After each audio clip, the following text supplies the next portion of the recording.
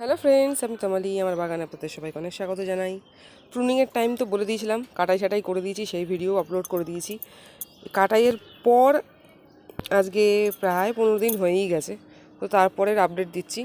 দুটো ফুল তো ফুটে শুকিয়ে গেল, এই পিঙ্ক কালারের। এটা একটা ছিল, এটা একটা ছিল। কেটে দেবো এবার এগুলো। শুকনো ফুল রাখবেন না, কেটে দেবেন, আমিও কেটে দেবো। কত পরিমাণে স্যুট বেরিয়েছে দেখুন। শুধু খোল পচা দিয়েছি, আর যে মিক্সড ফুডটা বানানো শিখিয়েছিলাম অনেক দিন আগে, ওই সেম মিক্সড ফুডই দিয়েছি।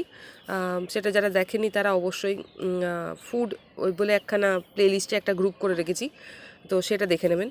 এটা ডাবল ডিলাইট, দেখুন খুব সুন্দর গন্ধ, চারদিকে মোমো করছে, এত সুন্দর গন্ধ। তো ফোটা কিন্তু শুরু হয়ে গেছে, কারণ ঠান্ডা অলরেডি ঢুকে গেছে। তো গাছের কিন্তু পাতার গ্রোথ সবই বেরিয়েছে, কুঁড়িতে ভর্তি চারদিকে। তো যে টাইমিংটা বলেছিলাম কাটা, তো টাইমিংটা একদম সঠিক। তো যারা কেটেছেন ওই টাইমে, তাদের আমার মতন এরকম কিন্তু কুঁড়ি চলে আসবে। আর খাবার কখন কি দেবেন না দেবেন, কিভাবে দেবেন, সব ভিডিও আপলোড করা আছে। বছর পেরোচ্ছে মানে এই নয় যে কেয়ার চেঞ্জ হয়ে যায়, সবসময় পুরোটা চেঞ্জ হয় না, কিছু কিছু ওয়েদারের অনুযায়ী চেঞ্জ হয়। যে ওয়েদার যদি চেঞ্জ হয় তাহলে, কিন্তু এবারের ওয়েদার যথেষ্ট ভালো আছে, তো নিজে থেকেই গ্রোথ করবে। খোল পচা দেবেন, আর মিক্স ফুডটা যেটা দিয়েছিলাম সেটা দেবেন। পেস্টিসাইডগুলো স্প্রে করবেন, ফাঞ্জিসাইড স্প্রে করবেন। ফাঞ্জিসাইড মোটামুটি মাসে 2বার স্প্রে করলে যথেষ্ট। এখন শীতকাল, ফাঙ্গালে খুব একটা ইনফেকশন হয় না। আর সেরকমভাবে পোকার আক্রমণটা একটু বেশি।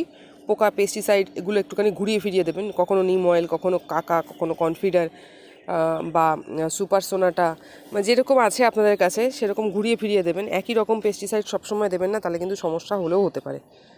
তো মোটামুটি ছোটো ছোটো গাছ, খুব বেশি বড় নয়, কিন্তু ফুল দিচ্ছে।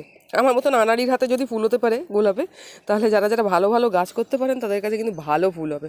এবারের ওয়েদার যথেষ্ট ভালো, এবং ভোরে ভোরে প্রত্যেকটা গাছে নিজে নিজে থেকেই স্যুট এসছে, এবং প্রতিটা গাছে কুঁড়ি আছে, প্রতিটা ডালে। তো বিনা কোনো সেরকম হেডেক বা খরচা বা সেরকম চিন্তা ছাড়াই এবারে করেছি। প্রতি বছর হেডেক নিই, আর ফুল খুবই কম পাই। এবারে দেখি, এবারে নর্মাল নেচারের সাথে ছেড়ে দিয়েছি। আপাতত এখনও তো শ্যুট ভালোই এসছে। ফুল কীরকম হবে সেই ভিডিও আমি আবার আপলোড করবো। তো আজ জাস্ট এইটুকুই। আগামীকাল আবার দেখাবো অন্য কোনো গাছের ভিডিও নিয়ে।